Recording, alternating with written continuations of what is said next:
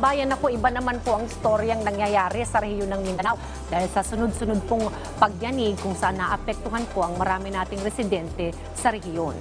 Hindi rin natin may tatanggi ang napakalaking pinsala na dulot nito sa mga ari-arian at ang mga buhay na nasawi na umabot na sa 21 ayon sa National Disaster Risk Reduction and Management Council. At ngayong umaga, alamin po natin ang mga tulong na ibinibigay po sa mga apektadong residente mula po sa DSWD o Department of Social Welfare and Development. Kasama po natin Director Irene Dumlao, ang tagapagsalita po ng DSWD.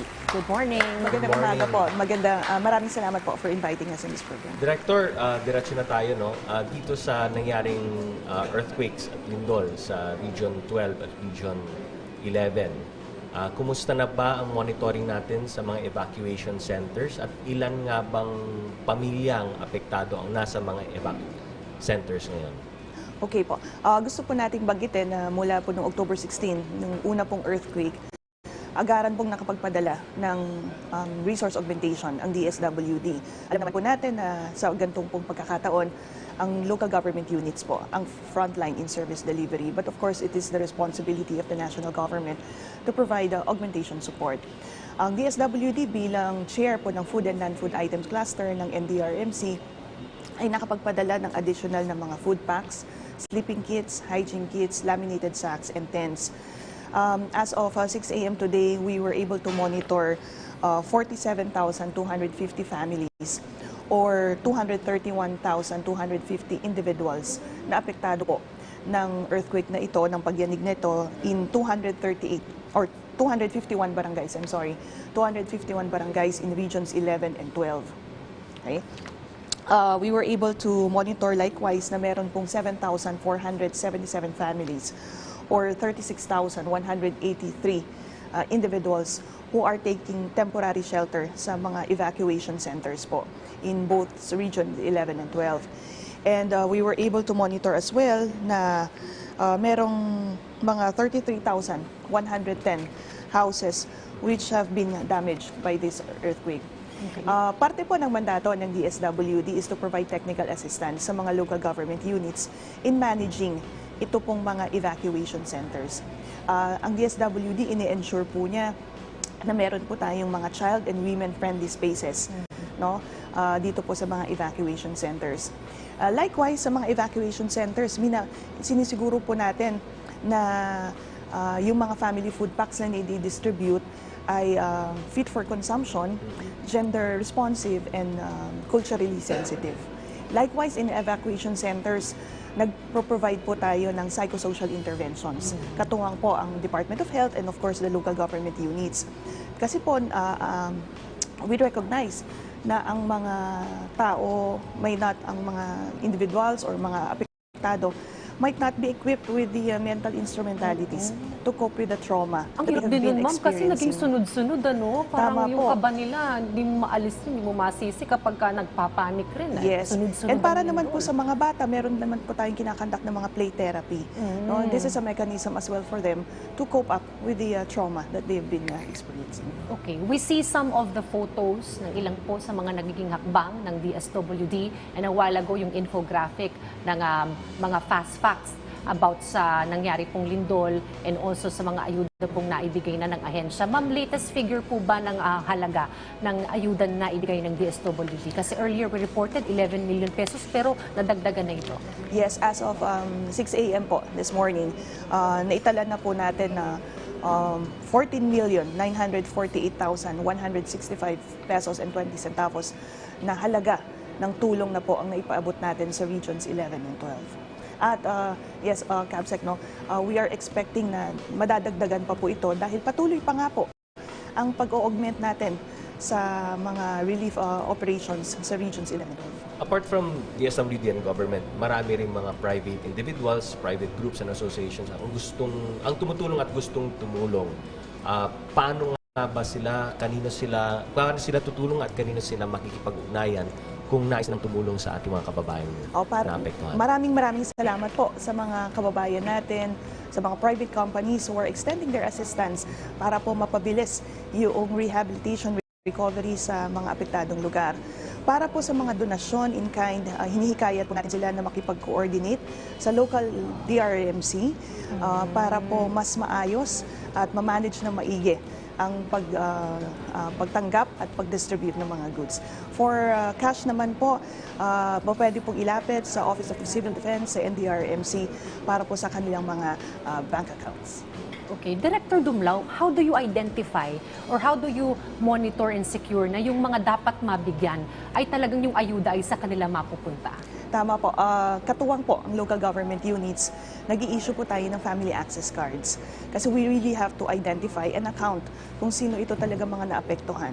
We have to ensure that the individuals we are helping are legitimate na mga victims ng earthquake. So again, katuwang po ng local government units, tayo ay nag-i-issue po ng family access cards. Pero apart, ma'am, from itong mga pagbibigay ng mga food packs, temporary shelter, ano naman yung mga iba pang mga tulong na ibibigay natin in the medium term, no? Kasi eventually gusto rin natin na mag-normalize ang kanilang buhay. Tama po, Cabsec. Parte po ng recovery program na ini-implement po ng Disaster Response Management Bureau ng DSWD ay yung pagbibigay po ng emergency shelter assistance. This is the provision of financial and material or both to families whose houses have been partially or totally damaged. Kasama rin po dyan ang pagbibigay natin ng cash for work para naman po sa kanila dahil naniniwala naman po tayo na kailangang magpatuloy ang kanilang hanap buhay because they also have economic requirements to meet. So ito po, parte po yan sa mga ibinibigay po natin sa DSWD. Okay. Director Dumlao, do you estimate kung gaano katagal mag-stay yung ating mga kababayan sa mga evacuation centers given na may mga aftershock? Sapat ba yung ating supply ng relief goods sa kanila and we don't need any aid from the international organizations? Ongoing po ang ginagawa natin na rapid damage assessment and needs analysis. Kasama po ang local government units at ibang ahensya po ng pamahalaan. Ginagawa po natin to determine yung extent of the damage and kung ano pa po yung mga interventions or assistance na dapat pa po natin ibigay. Dahil tama po kayo, hindi po natin alam kung may earthquake pa po ba na darating. No? So, napaka-importante yung assessment, yung ground assessment na ginagawa natin. And nakakatuwa po na itong mga field offices ng DSWD from Luzon, Visayas, and Mindanao are also pouring in their assistance. Tulong-tulong po kami ngayon dito sa ahensya para ma-provide itong pangangailangan ng ating mga kapatid na naapektuhan nga po. Maaga po at mapagkalinga ang serbisyo ng DSWD. And we hope nga po na wala na pong darating na karagdagang sakuna para maibsan naman po itong nararamdaman ng ating mga kababayan sa Mindanao. What about yung ma'am, may mga reports po na may mga hindi naman apektado na nagte-take advantage din sa situation at nakikikuha rin or humihingi rin ng tulong kahit na hindi naman sila, siyempre ang dapat nating i-prioritize yung talagang apektado. Paano na ma-manage yung DSWD yung pag-separate ng mga dapat bigyan sa mga hindi naman priority na bigyan? Yes, Cabsec. Ito nga po yung kaya we really have to strengthen our collaboration with the local government units because it is the LGUs who will really attest or ascertain yung pong mga apektado, no? The list of affected individuals or families. So tinitingnan po natin kung sino yung mga legitimate na mga victims para mabigyan natin sila ng kaukulang tulong.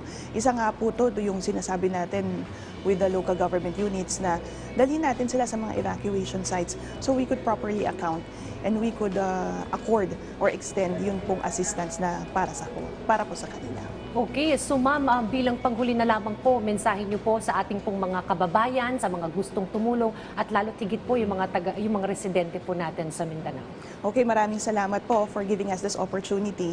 Tayo po'y nananawagan sa lahat ng mga apektado, mga kababayan po natin sa North Cotabato and sa Davao del Sur na alam po natin that it is extremely challenging to be calm, lalong-lalo na po sa panahon ngayon. But manatili po tayong kalmado, maging vigilant, and of course, we listen to the advices of our local officials para po maiwasan ang karagdagang damage to life and property. Para na rin po ito sa ating kaligtasan at sa ating proteksyon. Manatili po tayong makipag-coordinate sa kanila para po maayos ang distribution ng ating mga relief goods o mga relief items. And tayo rin po ay nagpapasalamat sa lahat ng mga volunteers, non-government organizations, and of course, mga kasamahan po natin sa gobyerno sa patuloy po nilang pagtulong para po mapabilis ang distribution, pag-transport ng ating mga disaster goods. Ano po. And tayo rin nagpapasalamat sa lahat ng mga field offices ng DSWD for extending their support. Ang DSWD po patuloy ang kanyang maagap at mapagkalingang serbisyo sa mamamayang Pilipino. Maraming salamat, Director Irene Dumulao, at sa lahat ng mga bayani ng DSWD. Mabuhay po kayo.